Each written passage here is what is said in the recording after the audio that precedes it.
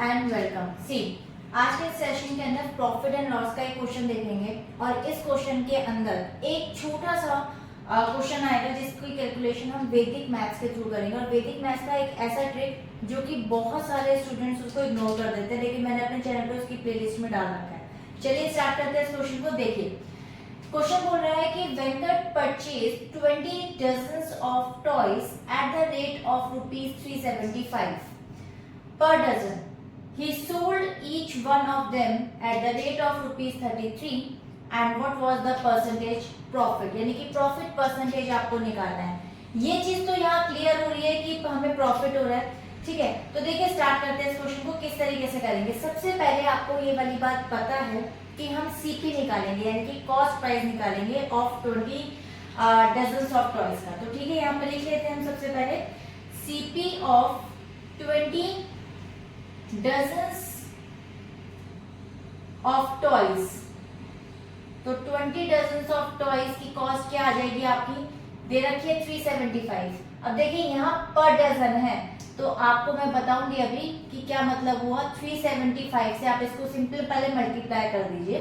तो देखिए रुपीस में आंसर क्या आ जाएगा, जीरो तो एज इट इज आ जाएगा और 375 पर डबल होता है 750।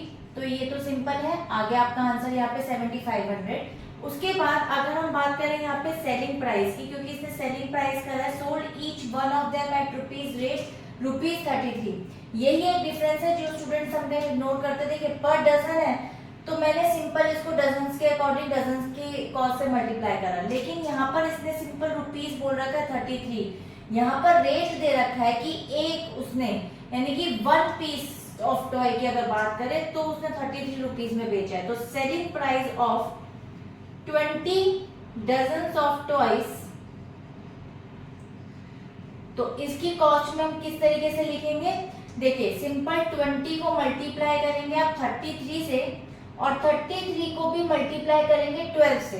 यही एक इसके अंदर डिफरेंस था पहली चीज। और वैदिक की मैं भी आपको बताती हूँ, देखिए ट्रिक कैसे यूज करेंगे मल्टीप्लिकेशन में। 12 क्योंकि एक डजन के अंदर 12 पीस होते हैं, तो 12 से मल्टीप्लाई करना बहुत जरूरी, क्योंकि यहाँ पे एक पीस की कॉस्ट दी हुई थी। अब देखिए इतनी बड़ी को किस तरीके से कर देंगे, 33 मल्टीप्लाई बाय 12, ये बेसिकली 11 सीरीज का मल्टीप्लायर है। यानी कि अगर मैं बात करूं तो 11 सीरीज में चेंज करने के लिए ऑलवेज डिवाइडेड बाय 3। देखिए इसको मैं क्या करूंगी, यहाँ पे 3 से डिवाइड कर दूंगी तो ये 11 की सीरीज में कन्वर्ट हो जाएगा 1 की सीरीज में। तो ये 11 हो गया और इसको मैं 3 से मल्टीप्लाई कर दूंगी तो ये हो जाएगा मेरे पास 36।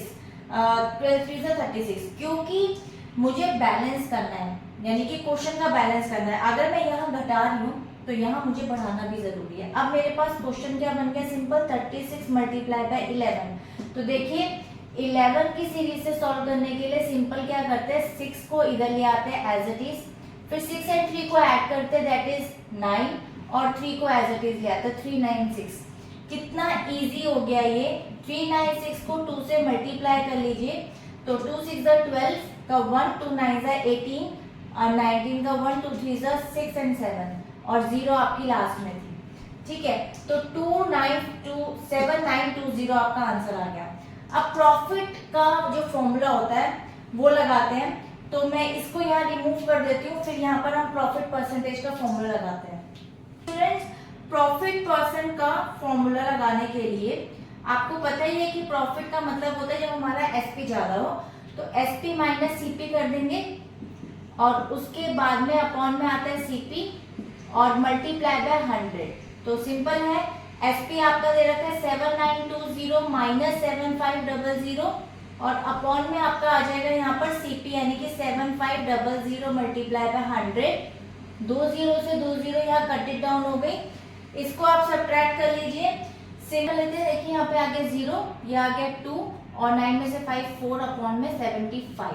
अब देखिए ये वैसे 5 से भी जा रहा है और 4 + 2 6 होता है, 7 5 12 होता है। 3 की डिविजिबिलिटी रूल है, 3 से भी जा रहा है। पहले 5 से कर लेते हैं, तो 5 8 40 एंड 2 5 4 20 एंड 5 1 5 एंड 5 5 25। अब ये 3 से जा रहा है तो 3 से कर लेते हैं। 3 2 जा 6 हो गया एंड 3 8 जा 24 एंड 3 5 जा, तो 28 अपॉन में 5 आ गया। अब आप चाहें तो इसको मिक्स फ्रैक्शन में भी कर सकते हैं या डेसिमल में भी कर सकते हैं।